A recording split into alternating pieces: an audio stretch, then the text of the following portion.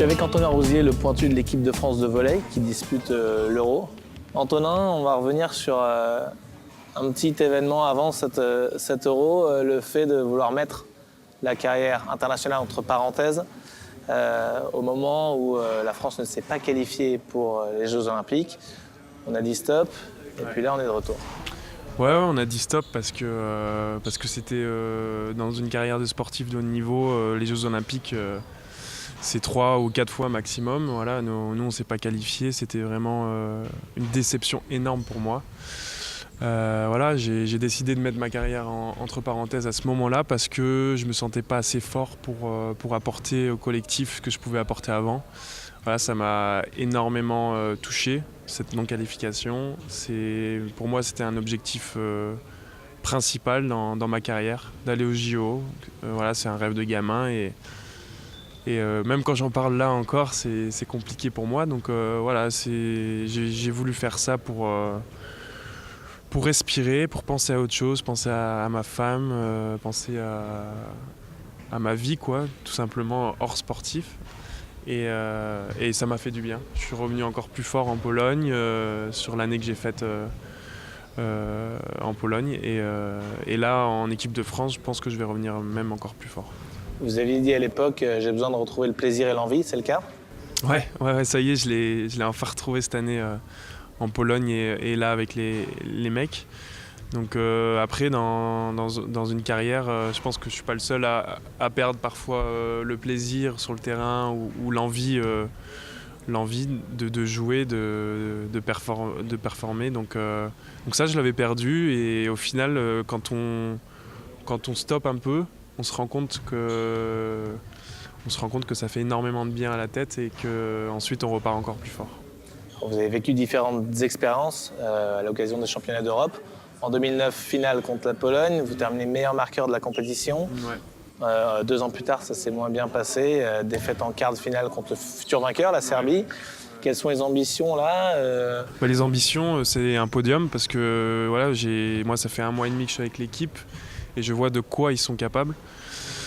Et je suis vraiment très très confiant par rapport à ce qu'on peut faire là-bas.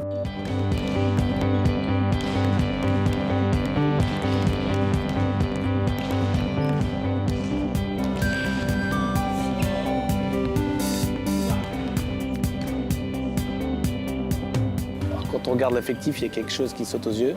C'est la taille, la petite taille, surtout notamment des ailiers, qui ne dépassent pas 1m95, 96. Comment vous allez pallier ? Après, 1m95, 96, c'est quand même grand dans la vie de tous les jours. Mais dans notre sport, c'est sûr que c'est pas très grand. Voilà, c'est des joueurs très très techniques. Donc ils s'en sortent grâce à leur technique, que ce soit Erwin Ngapet, Kevin T ou Julien Linel. C'est 3 joueurs qui ont énormément de talent et qui s'en sortent justement grâce à ça, grâce à leur palette technique. Voilà, c'est surtout pas grâce à leur physique qui performent. Vous avez dit que vous alliez croiser la poule de la mort après ce premier tour. Est-ce qu'il y a une équipe en particulier que vous redoutez ? Ouais, on va être honnête, la Russie qui est championne olympique, qui a gagné la dernière World League là récemment. Donc ça, c'est une équipe à éviter avant la finale. Donc voilà. Après, les autres équipes sont tout à fait abordables pour nous. On peut gagner n'importe qui. Donc voilà. Mais la Russie, c'est une équipe vraiment à éviter avant la finale, bien sûr. Vous avez joué 2 ans en Pologne, là vous avez signé à Cuneo en Italie.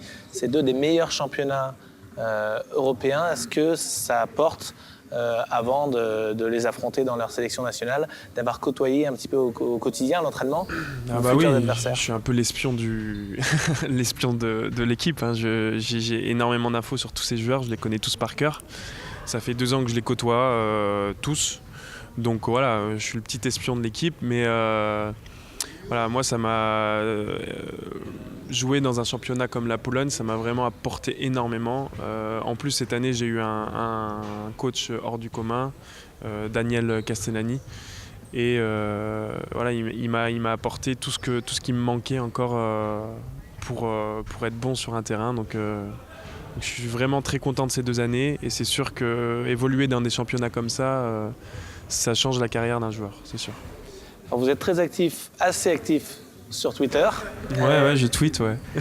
Et vous avez retweeté Michael Jordan récemment. L'opinion que se font les autres de vous, c'est leur problème. Exactement. C'est la psychologie du sport. Là. On rentre dans la psychologie du sport. N'importe quel sportif de haut niveau vous dira que la performance dans un sport, c'est 70% du mental. Donc voilà. Après, je prends la référence Michael Jordan parce que c'est un grand joueur. Voilà, j'ai récemment lu des autobiographies de Nadal ou de Wilkinson. Et voilà, pour moi, c'est des exemples et j'essaye de voir, grâce à ces livres, comment ils arrivent à être comme ça tout le temps sur un terrain. Quand on voit Nadal, on se dit c'est pas possible, c'est que mentalement, il est hors du commun. Donc voilà, c'est vraiment là, l'opinion des autres, c'est quelque chose qu'il faut faire abstraction parce que les gens critiquent ce que vous faites sur un terrain. Vous faites du sport pour ça, vous êtes critiqué tout le temps. Voilà, moi j'aime bien ça et je fais abstraction de tout ce qui se dit à côté. Et justement, le fait d'avoir retweeté Jordan, est-ce que ça faisait suite à des déclarations qui ne vous ont pas plu ? Non, on n'a pas ça dans le volley, nous on n'est pas le foot. Hein. Non, il y a... Les déclarations, c'est assez rare et puis voilà, mais non, ça on laisse pour le foot, on va dire. Vous recherchez un équipementier, vous l'avez également dit sur Twitter, expliquez-nous. Mais j'étais avec Adidas depuis 5 ans maintenant et puis donc Adidas en janvier 2014 stop le volleyball. Que ce soit le sponsoring individuel ou des équipements collectifs dans le volleyball, ils arrêtent. Donc voilà, je suis à la recherche d'un sponsor. On verra ce qu'il en sera dans 5-6 mois pour la suite. Est-ce que c'est facile de vivre du volley aujourd'hui en France ? En France, non, pas du tout. Par contre, à l'étranger, on a des salaires relativement aisés. C'est bien sûr pas le foot, mais voilà. Après, vivre en France du volleyball, c'est un peu compliqué actuellement avec la crise économique, les clubs qui n'ont pas beaucoup de sponsors. On a peu de visibilité dans le volleyball en France. Quand je joue en Pologne, je me dis que voilà, c'est le jour et la nuit. Là-bas, c'est... Par exemple, pour une finale, cette année, dans un gymnase de 10 000 personnes, il y a eu 60 000 demandes de tickets. Donc ça on le voit très rarement. En général, on le voit même jamais en France. Donc voilà, c'est des choses qui choquent. Après eux, ils ont des résultats, c'est vrai, de temps en temps. Donc voilà, nous, on a eu quelques résultats. On n'a pas su rebondir grâce à ces résultats. Maintenant, ce qui nous manque, c'est un titre. On a eu beaucoup de médailles, mais nous, ce qu'on veut, c'est vraiment un titre pour montrer aux gens que le volleyball, c'est un très très beau sport et c'est très impressionnant quand vous venez en live le voir, quoi. Et un bon résultat au championnat d'Europe, une belle expédition. Ça nous aiderait énormément et on veut absolument ça. Merci beaucoup, bon courage. Avec plaisir, merci.